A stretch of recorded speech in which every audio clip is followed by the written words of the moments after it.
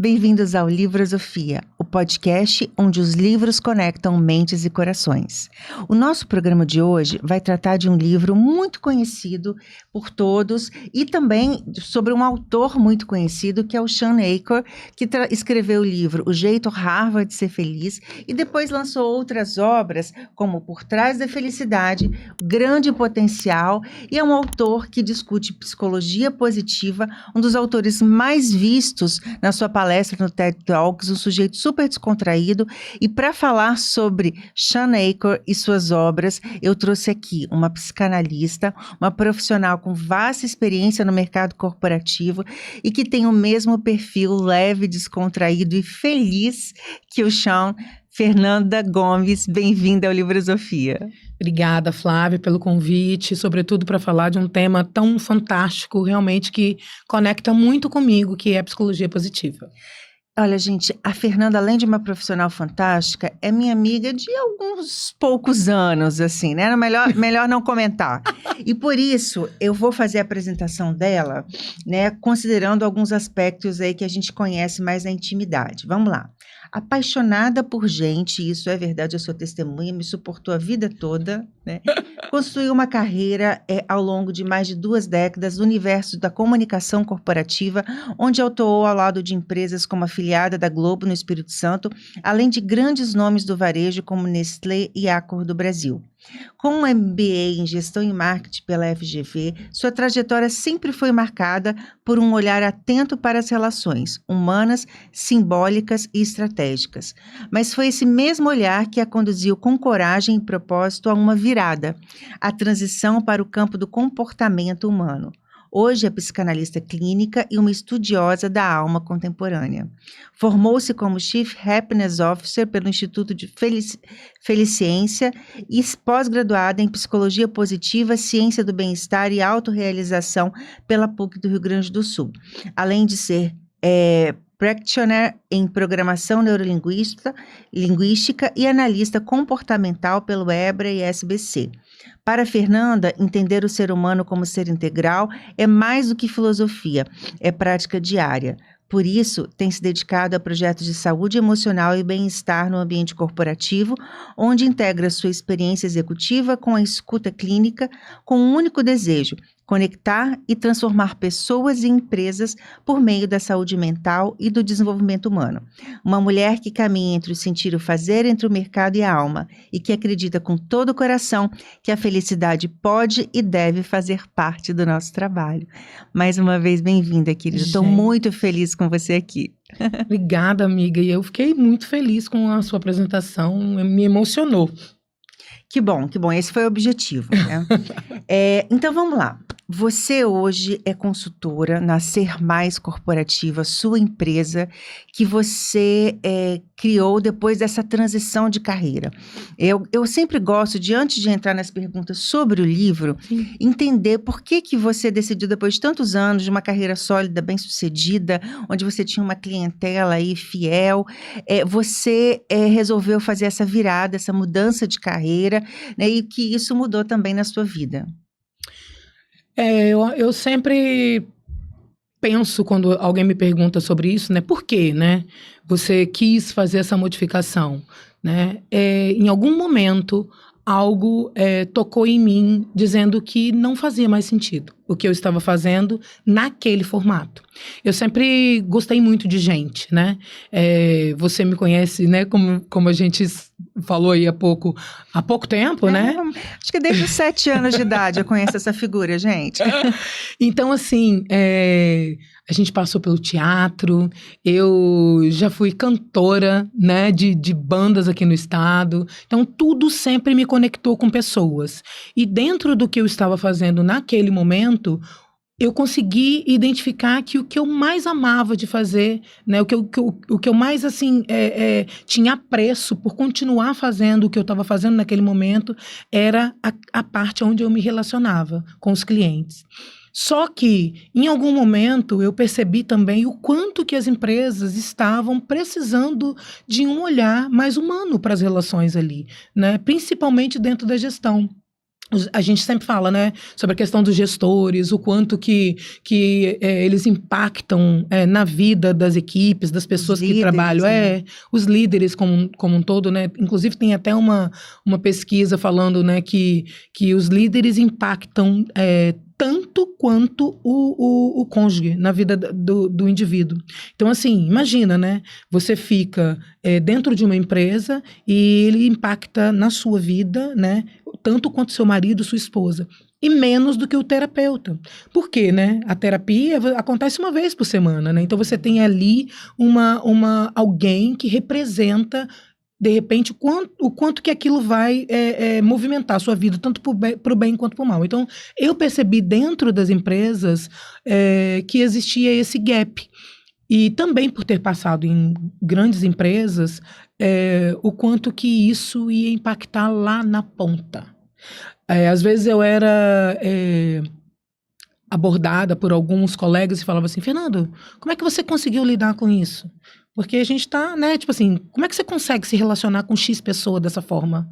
Essa pessoa não impacta positivamente dentro do ambiente, mas você consegue lidar com ela de forma tão fluida. Nem eu percebia especificamente que eu tinha essa habilidade, vamos dizer. E aí foi quando eu comecei a fazer essa virada. Eu ainda lá, e eu fiz as especializações, as primeiras, pensando no que eu estava fazendo naquele momento, e realmente impactou muito mesmo. A psicologia positiva, a gente, né, vai ver depois mais para frente, de repente, mas ela é a ciência do bem-estar e da felicidade. E ela traz, né, ferramentas mesmo para a gente poder lidar com o dia a dia. Então, a minha mudança foi porque o foco da psicologia positiva, né? Eu não conseguia ver sentido mais no que eu estava fazendo naquele formato. Vou te fazer uma pergunta que não estava no script, mas porque assim, a gente tem que esclarecer para o nosso público que a psicologia positiva hoje, ela está sendo alvo de alguns memes na internet, principalmente que diz respeito à educação de filho, né? Aí aparece aquela mãe com chinelo na mão.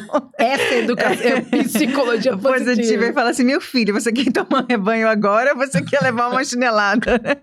E aí, enfim, fazendo um meme com as opções que a psicologia positiva oferece. Na verdade, assim, distorcendo um pouquinho do que a psicologia, bastante o que é a psicologia positiva. Aliás, gente, eu sempre indico que vocês leiam o livro, mas se vocês estiverem aí muito ocupados, então comecem assistindo ao TED do Shawn.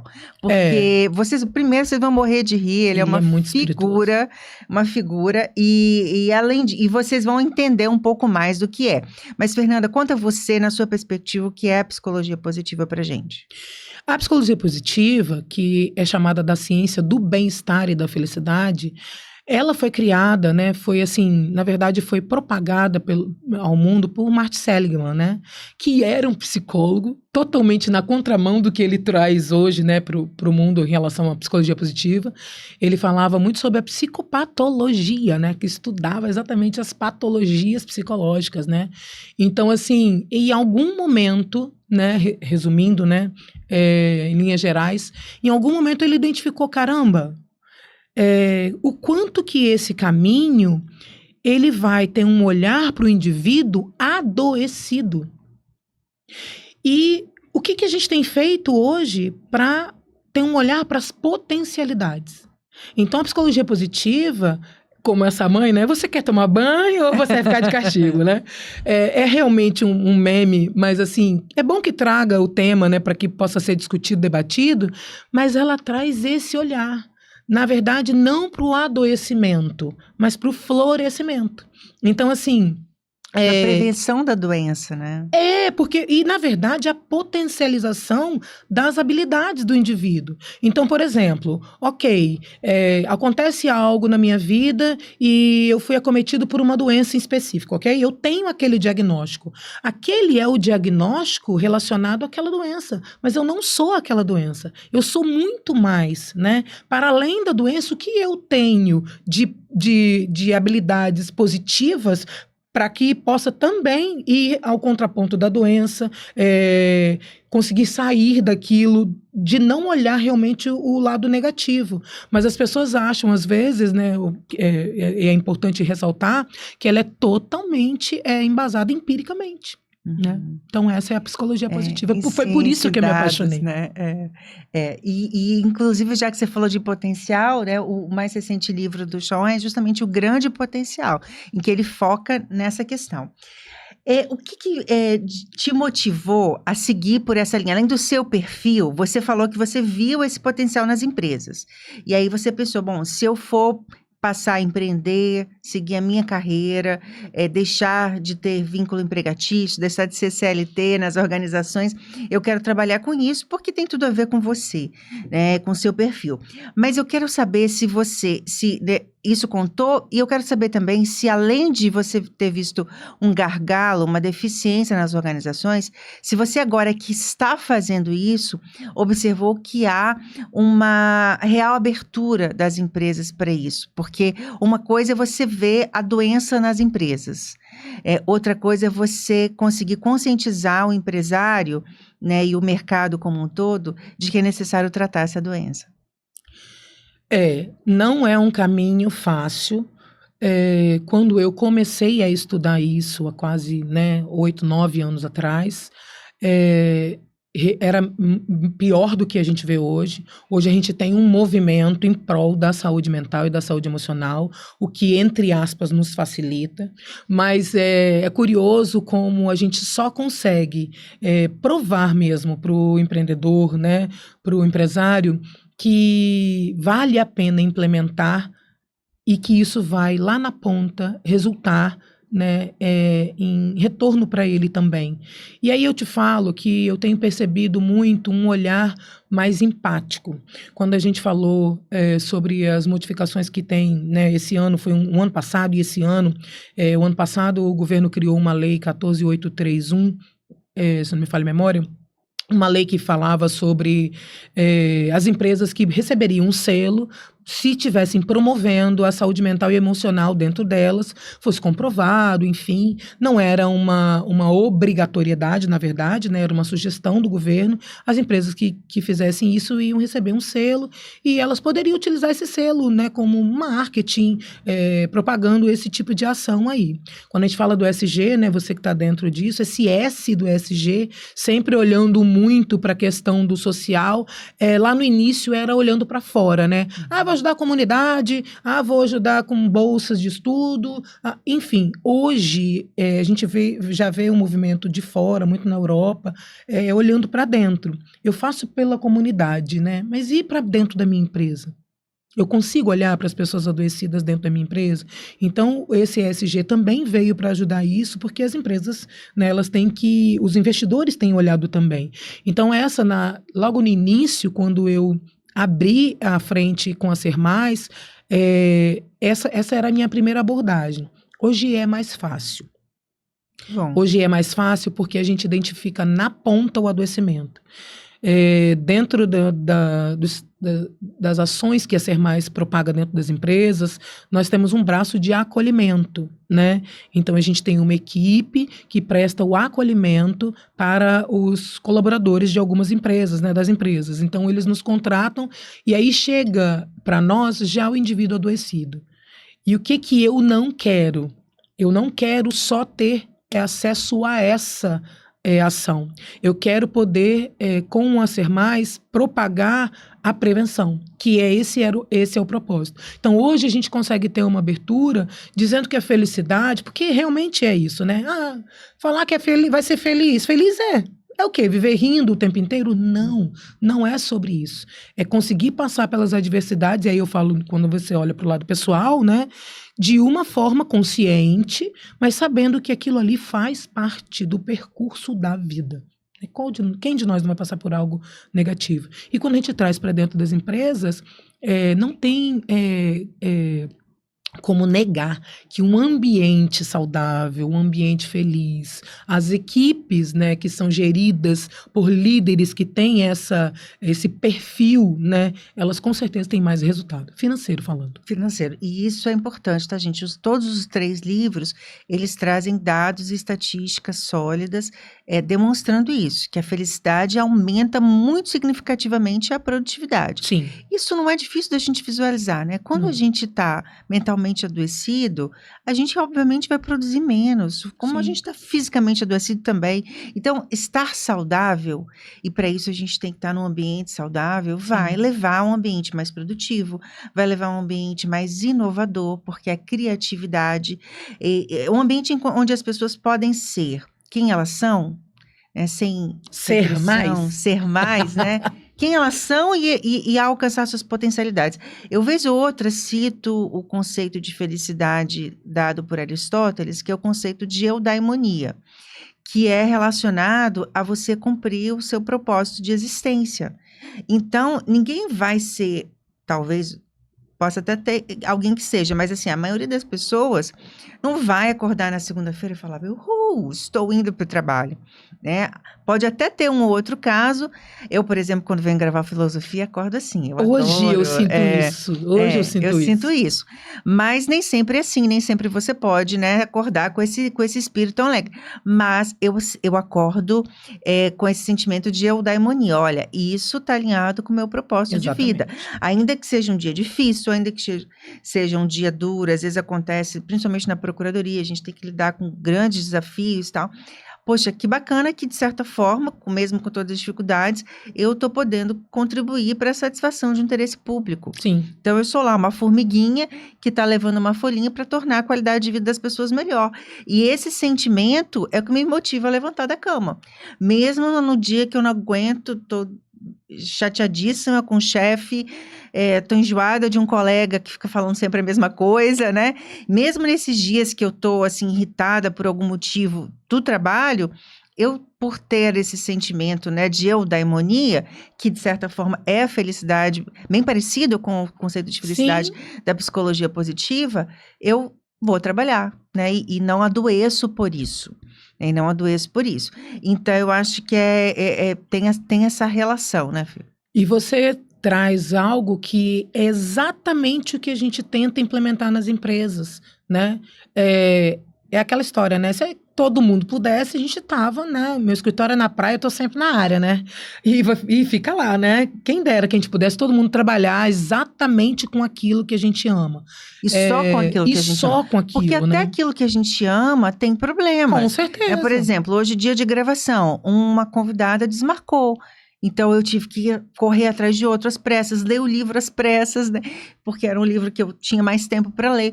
Então, problemas acontecem em todos os lugares, mas a gente tem que ter ciência de que é isso. O que você traz é o que aconteceu comigo lá atrás, quando o desconecta, né, do propósito de vida, não está alinhado com os meus valores, né, com o sentido que eu quero dar à minha vida, e aquilo ali adoece. É o que a gente fala, né? Eu sempre trago isso na clínica, né? O que é depressão, na verdade, né? É o afastamento de si mesmo. E é isso que causa o adoecimento em todos os âmbitos da nossa vida. Se você está casada com alguém, pode estar casada 10, 15, 20, 30 anos, em algum momento aquilo não faz mais sentido e você é obrigado a performar, né? Se tornar uma personagem dentro da sua própria vida. Se isso acontece no seu emprego, se isso acontece na sua vida pessoal, e vão acontecendo em várias esferas, você adoece.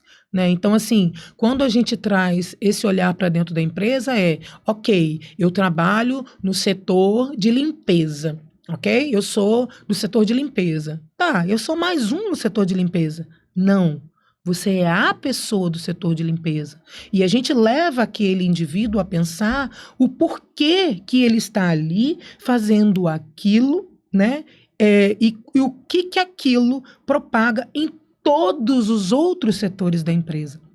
Ele precisa descobrir o sentido, o motivo pelo qual ele está levantando todos os dias, mesmo que vá encontrar com um colega que fala demais, mesmo que vá enfrentar o ônibus, né? Então, assim, a gente leva ferramentas, e eu acho que é isso que o Shaw traz, né, nesse livro, trazer ferramentas comprovadas, né, estudos, enfim, empíricos, que mostram que realmente a felicidade não é sobre você estar sorrindo, aceitar todas as coisas. E eu acho que o propósito do livro, acho que é uma das primeiras coisas, primeiro que Eu já tinha lido, mas eu fui reler, eu morro de rir com ele. Ele é muito espirituoso. Espirituoso. E aí eu não posso ler em lugar público, que é o gargalho, né? Ele é Você muito imagina, legal. gente, você, né, extrair um grande aprendizado de um livro. autor que é, né, enfim, é PhD em psicologia positiva, que ele, na verdade, ajudou a criar até né, a linha de pensamento. O mestre dele foi o Tal Ben-Shahar, né? Então,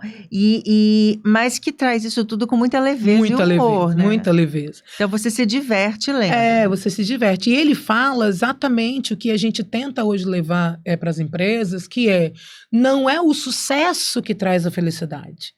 É a felicidade que leva ao sucesso. Pessoas felizes têm a possibilidade de alcançar o sucesso muito mais, e não estou falando de rapidez de tempo, mas rápido no sentido de saber para onde estão indo, de se conectar com aquilo que realmente faz sentido para a vida delas e alcançar o sucesso a partir disso. Pois é, mas muita gente deve estar se perguntando, ao nos ouvir, como ser feliz, né, num mundo tão desafiador, diante de tantas notícias trágicas, né? Todos os dias são guerras declaradas, são países brigando entre si, parece que a gente está vivendo um grande retrocesso histórico, né? Agora a guerra comercial que está se travando Sim. aí. Então é tanta coisa ruim que as pessoas ficam se perguntando, né? Como ser feliz num mundo e num ambiente de trabalho.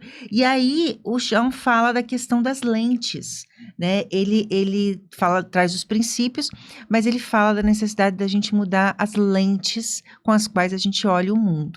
Fala um pouquinho sobre isso, Fê. Ele traz esse olhar, exatamente, a gente até falou aqui um pouquinho antes, sobre a questão de como eu me percebo no mundo. E isso vai fazer toda a diferença, né? Ele traz um exemplo no livro sobre uma palestra que ele dá, e ele saiu para tomar um café, tomar um ar, enfim, tinham 2 pessoas, né? E aí alguém falou, caramba... 2 pessoas lá fora, né? E ele escutando a conversa. Caramba, que céu maravilhoso! E o outro falou, nossa, que calor infernal. E é exatamente sobre isso. O quanto que eu consigo perceber dentro da minha realidade, que muitas vezes, como a gente falou, né? É um ônibus lotado, é um filho que ficou doente, é uma rede de apoio que não existe, e eu preciso ir trabalhar para poder... ser ali arrimo de família, o suporte para minha família, o quanto que eu preciso ser resiliente para que eu consiga me conectar, apesar de todas essas micro e macro, né, negatividades que acontecem no mundo. Além disso, ainda assim, eu consegui olhar para o lado positivo, extrair aquilo, né? E eu acho que a proposta do tema psicologia positiva, da felicidade como um todo, e sobretudo do livro, né, do Chão, é o quanto que a gente pode treinar o nosso cérebro.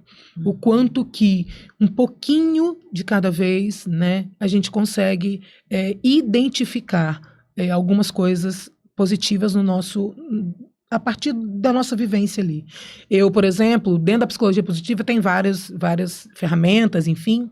E uma ferramenta para que a gente possa começar a treinar o nosso cérebro é identificar coisas banais que você acredita que foram positivas no seu dia. Então, eu sugiro aos pacientes, por exemplo, né, quando a gente percebe que isso é uma coisa que está trazendo adoecimento, ok, você está passando por essa situação. Isso é algo realmente importante. Mas e o que você conseguiu, o que você pode relatar? Queria que você colocasse diariamente aí 3 coisas que você possa relatar como bênçãos na sua vida. O exercício das 3 bênçãos, por exemplo, que a psicologia é uma das ferramentas que tem na psicologia positiva. Então, aquela pessoa ela começa a identificar que existem, sim, algumas situações que... um banho quente que eu consigo chegar na minha casa e tomar. Eu saí atrasada do trabalho, mas caramba, quando eu estava procurando uma vaga, saiu alguém e eu consegui estacionar quase na frente. O meu filho brinca, né? Mãe, não é possível. Você deve ter algum combinado, porque às vezes ele fala, se a gente está com alguma coisa, ele fala, deixa ela ir dirigindo, porque ela sempre arranja vaga. Então é o quanto que a gente vai, na verdade, eu falo sobre calibrando o olhar, entende? as coisas ruins não vão deixar de nos acometer. Nós vamos passar por elas, infelizmente. É a morte de um ente querido, né? É uma separação, é eu ser mandada embora do emprego, várias coisas, infelizmente, vão nos atravessar. E olhar para dentro, não é fingir que isso não aconteceu, tá? Não é essa a proposta.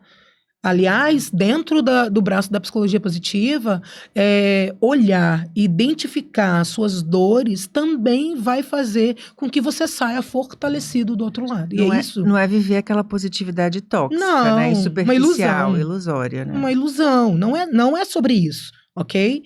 Mas é o que a gente falou, por exemplo. Alguém que tem um diagnóstico, né, sei lá, de uma doença e ela conseguir passar por aquela doença, mas do outro lado não sair como caramba, que calor. Sair, né, olha, eu consegui passar por isso e aprendi. E a partir desse diagnóstico eu identifiquei, por exemplo, que eu estava muito pouco tempo com a minha família. E eu agora vou dar mais valor a isso.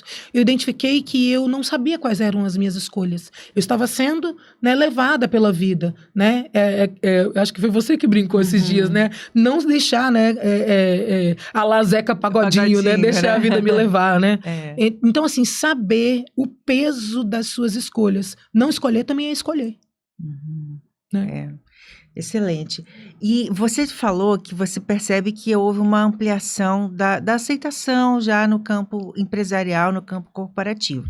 Eu acho que isso tem relação um pouquinho com a regulamentação, né? Às vezes, eu que sou da área jurídica, às vezes o direito tem essa função de regular e, consequentemente, fazer com que o mercado acabe acolhendo.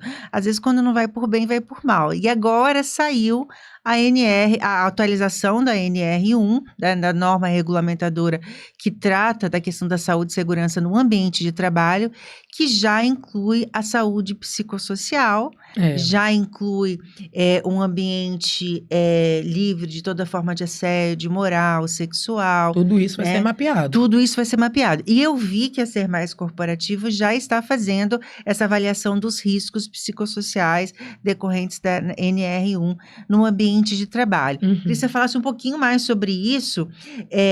Como é que a gente consegue, de certa forma, né, as organizações, fazer um diagnóstico, uma prevenção disso aí?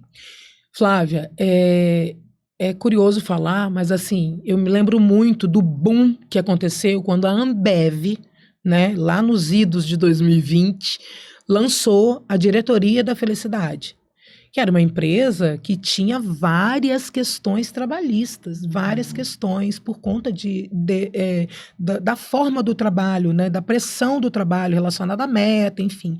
E ela me lança esse outro departamento, né? E o quanto que eles mudaram. Então, várias outras empresas, a Heineken, a Chili Beans, enfim.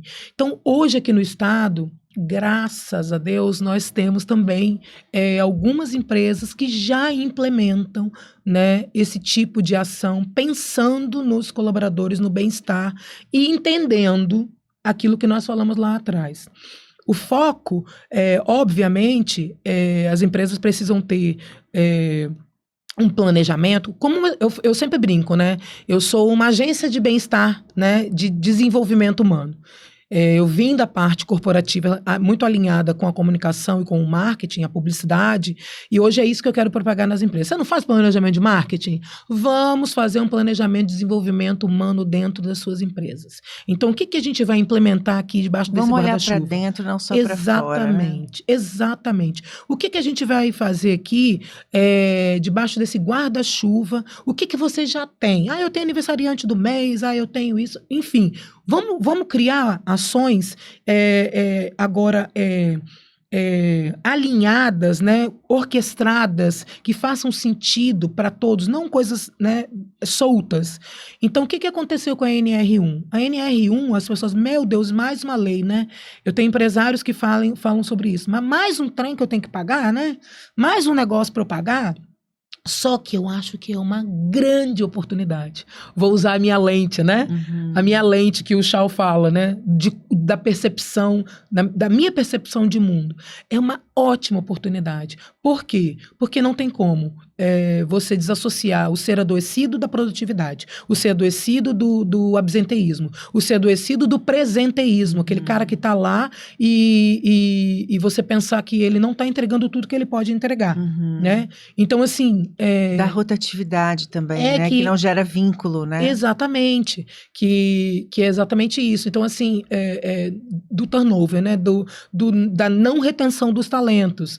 Então, assim, quando você olha, às vezes tem empresas, eu vejo muito, antes da gente entrar numa empresa, a gente vai fazendo um mapeamento, né? De como ela está lá, em relação também ao Reclame Aqui, como é que é tudo isso. Antes da gente entrar, a gente faz esse mapeamento. E as empresas, elas começaram a identificar que se elas não tiverem esse braço também dentro delas, elas não vão atrair. A nossa geração, minha e sua, tinha um outro olhar para o trabalho. A geração agora não é assim, né? Eles não estão tão preocupados especificamente com carreira, né? Com quantidade específica de dinheiro, né? Então tem que estar, o dinheiro é muito bom, eles querem isso, mas tem que estar atrelado a outros benefícios. Então a NR1, com o mapeamento dos riscos psicossociais, ela vai fazer com que as empresas, hoje a gente já atua assim, né? Quando a gente entra dentro de uma empresa, mesmo com um programa de bem-estar, que nada tinha a ver ainda com a NR, né? Quem contrata um programa de bem-estar, quando eu falo bem-estar, gente, é bem-estar emocional, é bem-estar alinhado com a questão da felicidade corporativa, com o desenvolvimento, principalmente com a gestão das emoções, de líderes e equipes. Esses são os nossos programas. As nossas trilhas são todas embasadas na inteligência emocional e na psicologia positiva. Então, quando a gente aplicava um programa desse, a gente já fazia o diagnóstico. Então, a gente aplica escalas para, a partir do que foi diagnosticado ali, qual é a dor que tem aquela empresa, a gente implementa a trilha de acordo com o que apareceu no diagnóstico daquela empresa. E agora, a gente também faz o mapeamento dos riscos psicossociais, tanto com diagnóstico quantificado, tanto com diagnóstico qualificado, que é o que pede, né? O Ministério tem pedido isso para poder validar. E depois você faz um plano de ação para aquela empresa, que é o que eu já falava, que eu iniciei falando, é um plano anual. Porque se você identificou doença, ok, vamos olhar para o que está adoecido. Mas se não identificou essa doença, o que vamos fazer para prevenir? O que vamos fazer para manter essas pessoas não adoecidas? Então, esse é o olhar. Eu acho que é uma grande oportunidade das empresas. Estão sendo forçadas, algumas já fazem. Tem gente que está com a gente há 3 anos já em projetos, né? Então, assim, empresas que iniciam embrionariamente com uma palestra ali, um workshop aqui, e depois implementam um programa e veem na ponta o resultado, com a baixa rotatividade, que é o turnover, né? O absenteísmo diminuído, realmente. É muito bacana. Que maravilha. E eu queria te tratar de um assunto com você que dentro desse contexto da saúde mental está muito em voga, que é a questão do burnout. Né? Eu acompanhei de perto uma amiga que teve um quadro, né, de burnout. Gente, é muito sério. Muito. É muito sério. E as pessoas não sabem o que é.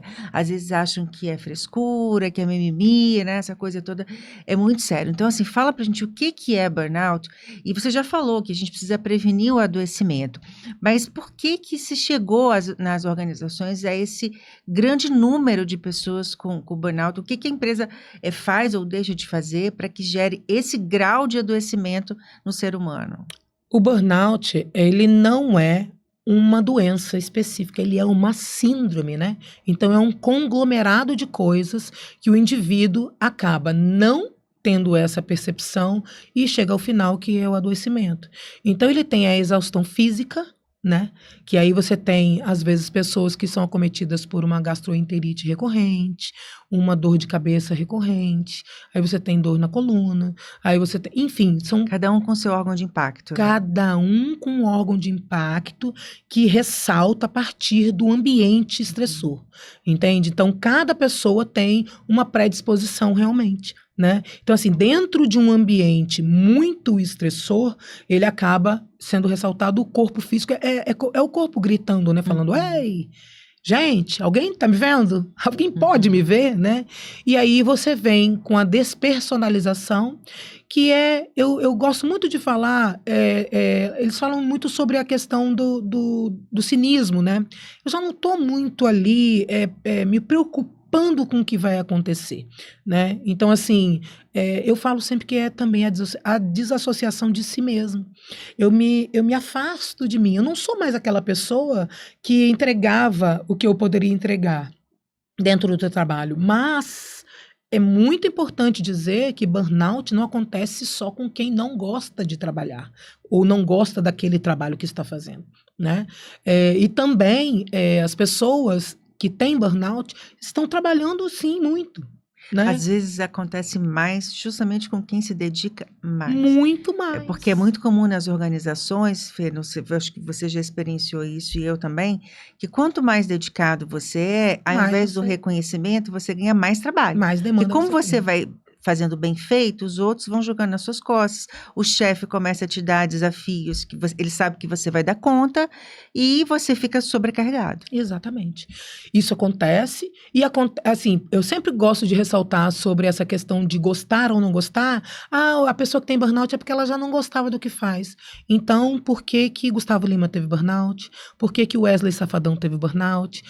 Falo de nomes assim, eu trago sempre para as palestras, nós temos um braço que a gente traz letramentos, né, para liderança. Então, a gente tem lá letramento de burnout, a gente tem letramento de segurança psicológica, letramento de assédio no ambiente de trabalho, porque é importante que a liderança saiba identificar. Acho que o primeiro passo para que a gente possa ter uma prevenção das empresas é que o líder, ele tenha um olhar empático para a equipe dele, principalmente para ele também, tá? Que recebe as bombas de cima para baixo, filtra para passar devagarzinho para a E equipe, muitas né? vezes sofre de burnout também, né? São os mais acometidos. É. Policiais, professores, enfermeiros, médicos, líderes, pessoal de call center, né, que tem muita meta a cumprir, pequenas metas, né?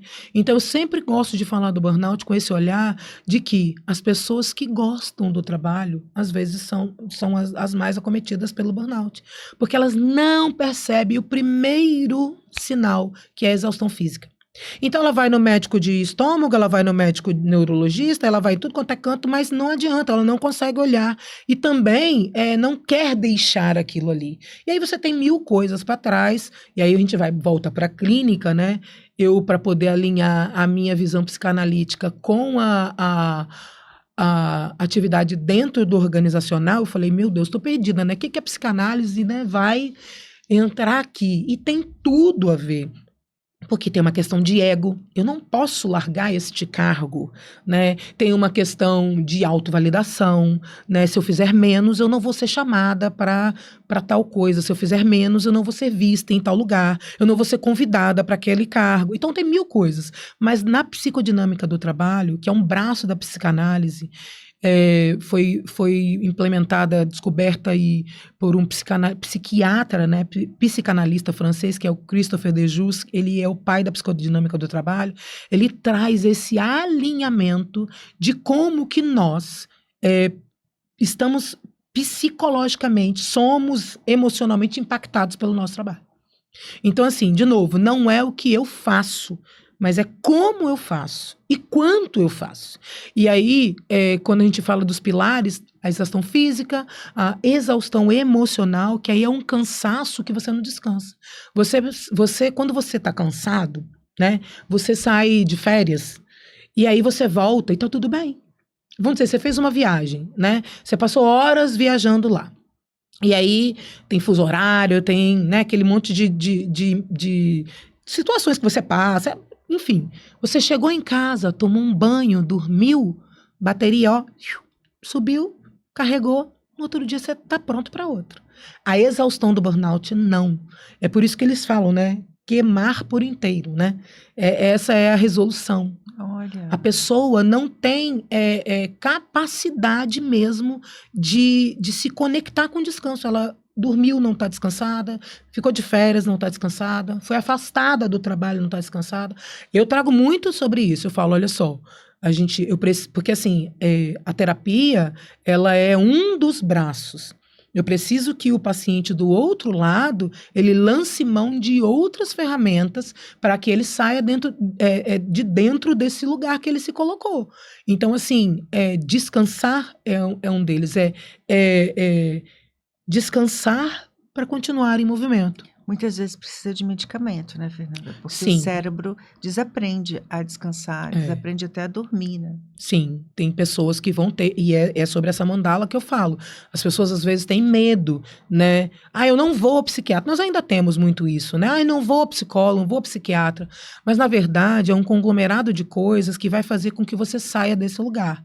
Porque só falar para você fazer atividade física, só falar para você se alimentar bem, e você, dentro do adoecimento, não consegue. Então, a gente precisa, cada dia mais, se conectar com profissionais de qualidade, que saibam implementar o remédio, e não só implementar, né, de qualquer forma, mas pensando mesmo naquele paciente com começo, meio e final. E eu tenho visto cada vez mais pessoas chegarem, eu fiz um processo com um profissional, com um psiquiatra, e eu fiquei 8 meses, agora eu já estou no desmame. É muito gratificante para mim lá na ponta, né, porque a terapia, como eu falei, ela é um dos braços, né?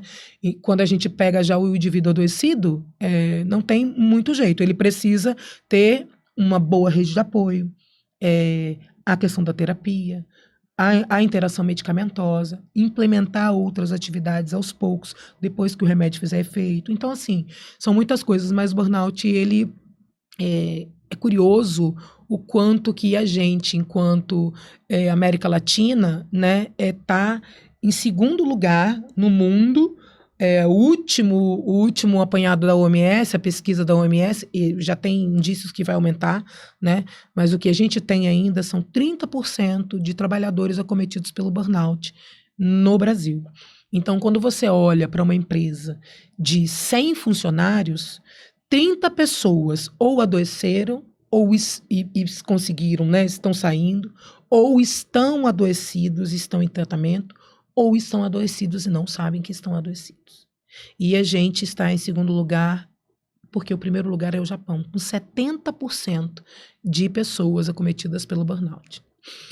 E é curioso, porque a gente não se parece, né? Se você for olhar, né? Você pensa assim, nossa, o Brasil é um país liberto, leve, de alegria, né? Mas o quanto... país que samba. Um país que samba, né? E estamos sambando mesmo, né? No burnout. Negativo. Exatamente. Por quê? Porque você tem N outras coisas acopladas a essa questão histórica, no sentido de política, econômica, né? Social, as mulheres né? social, o quanto que as mulheres são mais acometidas pelo adoecimento, né, mental como um todo, né? Nós somos mais ansiosas, nós somos mais depressivas, o percentual de mulheres, né, mais ansiosas, depressivas e com maior quantidade de casos de burnout. Justamente porque a gente tem muito mais obrigações sociais do que, né, os homens ainda. Exatamente. Né? E aí o Sean, ele traz, além da questão da lente mental, ele fala da questão do efeito Tetris e da regra dos 20 segundos, né? Sobre essa questão de criar no ambientes de trabalho um olhar mais positivo e, em relação à regra dos 20 segundos, tornar bons hábitos mais acessíveis, né? Nos ajuda aí, dá umas dicas para a turma sobre isso. O que a gente, quando a gente olha, quando a gente fala do efeito Tetris, né, que é aquele jogo, né, dos blocos, né, que ele traz, a verdade é, de novo, o que ele traz, em linhas gerais dentro do livro, é que como que o ambiente impacta na nossa vida. Toda vez que a gente vai para as empresas, e eu acho que assim, é importante a gente colocar isso, eu preciso colocar o primeiro olhar para dentro. Então, a gente leva aquele líder olhar primeiro para a equipe dele, né? Se eu conseguir mapear sentido, propósito, por que eu sou da equipe do financeiro, o que ela pode melhorar ali, né, dentro da empresa. E o que a empresa, observando a minha equipe, sem o financeiro, por exemplo, como seria a minha empresa sem o financeiro? Então, esse efeito, ele vai se propagando também na empresa. Então, assim, eu primeiro olho para mim, enquanto gestor, enquanto pessoa, enquanto indivíduo, enquanto colaborador de uma empresa, e depois eu consigo olhar para o que eu faço, na verdade, como que aquilo ali pode se acoplar depois dentro da empresa, né? E a gente, quando você fala da regra dos 20 segundos, o pequeno, né? Começar, ele fala também do hábitos pequenos. Do círculo do Zorro, né? Ele fala sobre isso, né? Eu acho que tem muito alinhamento aqui. Eu olhar para o quanto de controle que eu consigo ter. E a palavra controle aqui, ela está falando muito sobre gestão, né? O quanto que eu consigo perceber, né, ali dentro, o que eu estou fazendo, na verdade. Aquilo faz sentido para mim. É um treinamento ali, dentro daquele pequeno círculo, e depois eu vou propagando aquilo. Então, assim, aquilo a gente estava falando mais para frente, né? Anteriormente. Calibrar o seu olhar para pequenas coisas que você pode fazer. Um exemplo, eu tenho um hábito, eu tenho uma playlist, né, no meu Spotify, que eu tenho 3 ou 4 músicas, que são músicas que me conectam com a felicidade. E tem assim, ele traz também, tem várias pesquisas nesse sentido, do quanto que pessoas que fazem qualquer coisa, né, que assistem um vídeo engraçado e depois vão fazer algo, vão trabalhar, ou vão às vezes até fazer algo pesado, se preparar para algo que é mais denso, né, na vida, enfim, ter uma conversa difícil. O quanto que essas pessoas que têm esses pequenos hábitos de felicidade, pílulas, né, ao longo do dia, elas têm muito mais êxito na execução das tarefas. Então, eu não saio de casa sem escutar essas 4 músicas. São as músicas que fazem parte do meu dia. Já ligo lá, converso com a Alexa. Eu tenho a Alexa no banheiro, né, gente? Eu converso com a Alexa e falo, bora lá. E aí ela coloca a minha playlist. E você deve ouvir e cantar também, óbvio, né? Então canta um pedacinho de uma dessas músicas aqui pra gente. Deus, eu vou matar ela. Não, me mata. Agora me mata. Só um pedacinho de uma música. Olha, Poxa, Fê. Não, eu tinha que te colocar numa saia justa. Gente, ela tem uma voz linda. Canta um pedacinho de uma só pra inspirar a gente, por favor. Deixa eu ver qual música que eu vou escutar. Tem várias músicas que eu gosto, mas dessa playlist aí, tem uma música que Hoje eu só quero que o dia termine bem. Hoje eu só quero que o dia... Legal, abrir a porta do dia, entrar sem pedir licença, sem parar pra pensar. É muito legal. Ai, que linda, Luciana Mello, né? Adoro essa música repetida, tá vendo? Ela vai me xingar de tudo quanto é nome, depois de eu ter feito isso com ela, que não estava combinado, mas não tem problema, valeu a pena. Então, olha só, você falou sobre essa coisa do pensar, sobre, né, a importância do que você faz dentro de uma organização. E essa importância, ela todo mundo tem importância, né? Sim. A gente, até na natureza, né? Uma ínfima bactéria, uma formiga, todos têm uma importância fundamental para a realização do todo. Então, por exemplo, imagina que seria se a gente chegasse num ambiente que não tivesse limpo. Sim. Né? Ou a diferença que faz, por exemplo, uma coisa boa que quando você chega no ambiente, aquele cheirinho de limpeza. Isso já muda o seu humor, né? Então, esse reconhecimento dessa importância é muito grande. E hoje, essa ideia do sucesso coletivo tem sido cada vez mais valorizado. Sim. Eu acho que alguns cientistas, e principalmente os filósofos, eles começaram a repensar a interpretação que vinha sendo dada à teoria de Darwin e essa coisa da construção da sociedade com base na seleção seleção natural, numa competição desenfreada. Uhum. Então, a gente tá retomando a ideia original de que a natureza é colaborativa e que a sociedade precisa ser colaborativa. Se você está numa empresa em que só você cresce, só você tem sucesso, dificilmente você vai ser feliz. O legal, né, ninguém é feliz sozinho, Ninguém né? é Já dizia Vinícius de Moraes, né? Então, a gente precisa crescer em conjunto. E como é que isso tem sido pensado nas organizações e no trabalho da Ser Mais? Vocês incentivam essa ideia da colaboração, né, do trabalho coletivo? Sim. Dentro um programa de bem-estar, né, que como eu falei, um programa de desenvolvimento pessoal, pensando na gestão das emoções, ele tem vários módulos, né?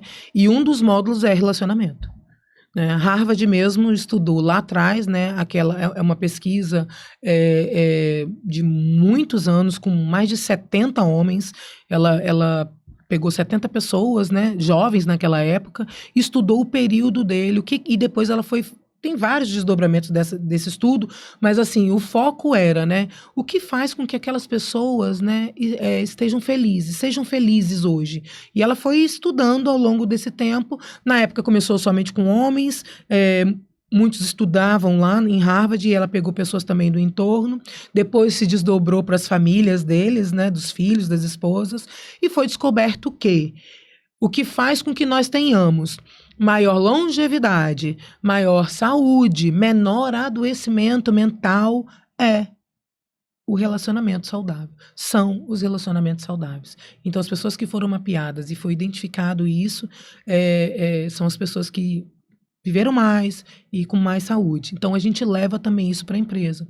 Um dos braços que a gente desenvolve lá são as alianças. Tem um módulo específico para isso, que são as alianças dos meus pares, de cima, de baixo. O líder não ter medo de identificar as pessoas que têm competências diferentes dentro da equipe dele, e saber que se uma pessoa da sua equipe foi premiado, foi chamado, enfim, apareceu, é a equipe. Um bom líder começa sendo um bom líder lá atrás, na contratação, né?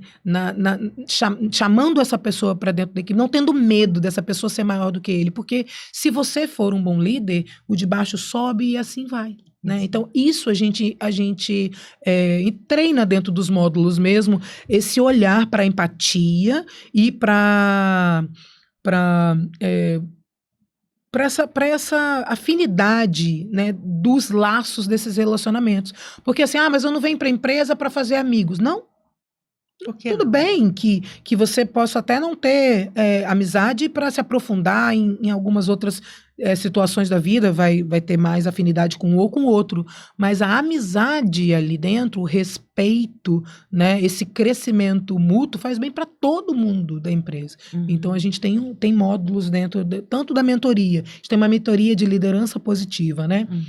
Tanto da mentoria quanto dentro dos programas implementados para a liderança e para as equipes, a gente sempre trabalha a importância dos relacionamentos. E aí a importância dos relacionamentos na empresa e também fora dela, né? Sim. A gente, quando a gente fica desconectado da gente mesmo, num processo depressivo, num processo em que a gente vira quase que zumbis da nossa vida, a gente muitas vezes se esquece das relações. Sim. Então, e na correria, por exemplo, deixa de almoçar com amigos, né? Se afasta, né? A relação com a família passa a ser muito superficial, e aí os filhos experimenta uma desconexão que pode ser, hoje em dia, fatal, né? Então, é muito importante a gente reforçar esses laços. E por mais que você esteja trabalhando, nunca deixar, né, pelo menos, sei lá, cada 2, 3 meses, a gente tem o nosso grupo de amigas, né? A gente tem um grupo de amigas, gente, que se chama Vacas.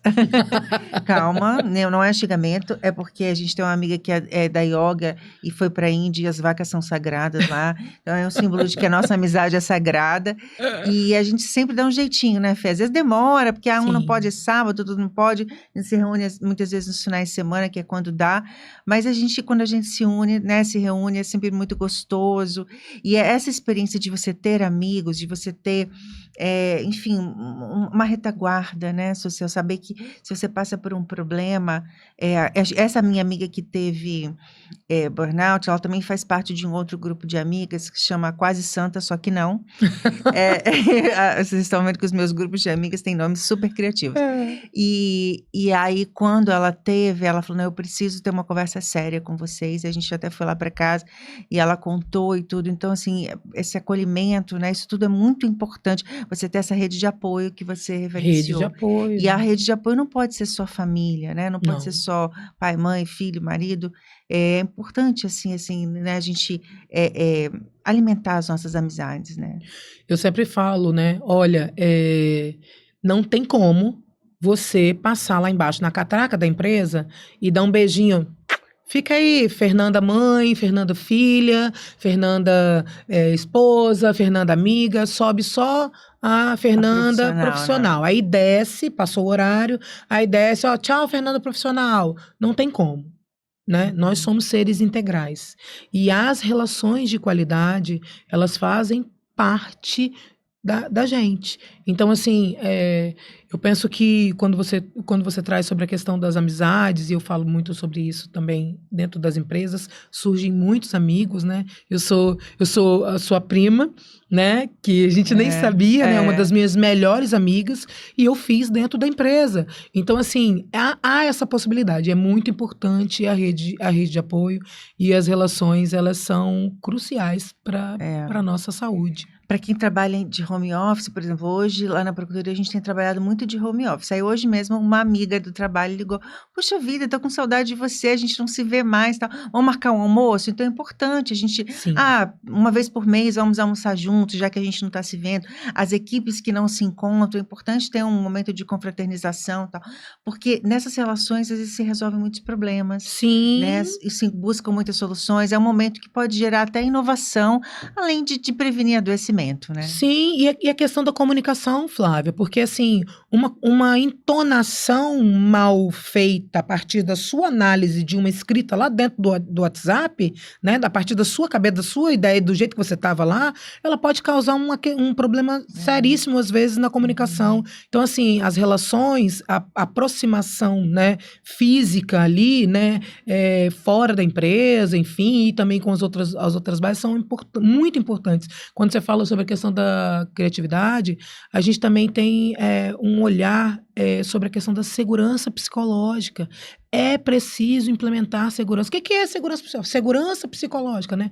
Nada mais é do que isso, do que deixar as pessoas serem quem elas são, respeitar as pessoas. Uma empresa que tem um braço muito definido dentro dela de segurança psicológica, tem maior inovação, maior criatividade, com certeza resultados, melhores qualidades nas relações. A gente, dentro das mentorias, sempre sai projetos. Toda a nossa mentoria é assim. Tem os módulos e, no final das contas, tem um projeto para a empresa, né? Então, assim, nós estamos, por exemplo, finalizando um projeto, uma mentoria, e o projeto que vai sair é um projeto sobre segurança psicológica. Porque foi identificado que isso é uma coisa que pode ser implementado de uma forma diferente, né? Então, assim, com certeza, as relações são fantásticas. Então, se agora a ANR fala dessa questão da segurança psicológica, e já outras normas já falavam, eu que trabalho com compliance, né, a questão da prevenção dos assédios moral e sexual, da questão da prática da isonomia, isso já era falado também nos programas de integridade, né, e agora vem mais essa norma, ou seja, o empresário hoje, ele precisa ser alguém, o empresário e as lideranças empresariais, elas precisam ser pessoas inclusivas. Sim. Elas são pessoas acolhedoras, inclusivas, né? Tem espaço hoje ainda nas organizações para o preconceito e a discriminação? Não, Flávia, não tem espaço.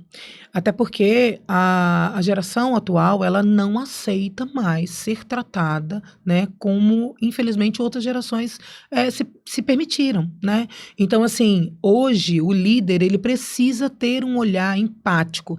E aí, de novo, mas empático empático é complacente, empático é permissivo. Não é sobre isso. É realmente um olhar inclusivo, um olhar acolhedor, né? Um olhar para aquele indivíduo. Porque lembra da cesta?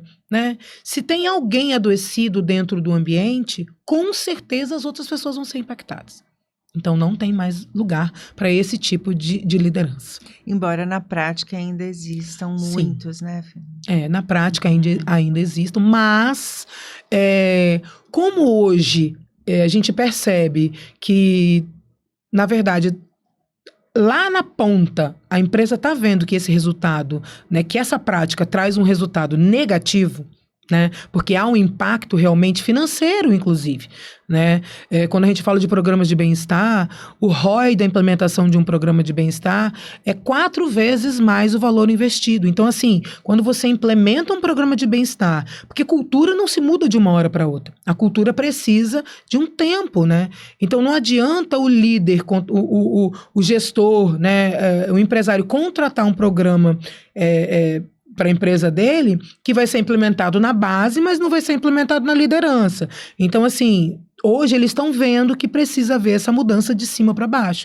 E é isso que a gente vem trazer, e é isso que pessoas que fazem o que a gente faz com as ações relacionadas à psicologia positiva estão trazendo para dentro das empresas essa importância, esse olhar. Fê, eu amei a sua participação e eu queria, para a gente encerrar, que você deixasse aí uma mensagem, né, sobre felicidade, sobre o jeito Harvard de ser feliz e a psicologia positiva para o nosso público, o público do Livrosofia. Olha, as pessoas falam, né, que às vezes será que as pessoas nascem, é hereditário, né? Você nascer feliz? Sim, tem uma parte, né, que confirma essa frase, de que as pessoas podem sim ter hereditariedade dentro da felicidade. Eu vejo isso na minha família e eu vejo que mais e mais a gente também pode impactar o ambiente com aquilo que a gente é. Então, a minha mensagem para todos que estão escutando, que estão nos vendo, felicidade se aprende. Existem ferramentas para aprender a felicidade. Muito obrigada, meu amor. Adorei, amei. Eu acho que todos vão gostar muito. A Fernanda, né, uma pessoa super estudiosa que fez toda essa transição de carreira e sempre, né, lendo muito, aprendendo muito.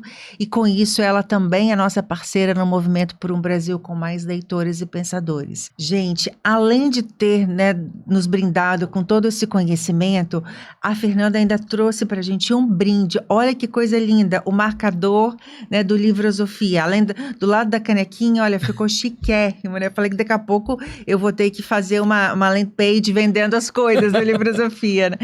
Mas obrigada, meu amor. Obrigada pela sua presença, obrigada pelo presente e eu espero que vocês tenham gostado tanto quanto eu amei essa pessoa maravilhosa, essa pessoa feliz, né? Que eu sei que já passou por vários desafios na vida, mas tá aí com esse sorriso lindo e eu quero convidar todos para nos seguirem nas redes sociais, inscreverem-se nos nossos canais e acompanharem os vídeos, né, os posts do Livrosofia Podcast. Não se esqueçam, porque é muito importante porque a gente continue dando seguimento a esse projeto lindo. Até o próximo Livrosofia.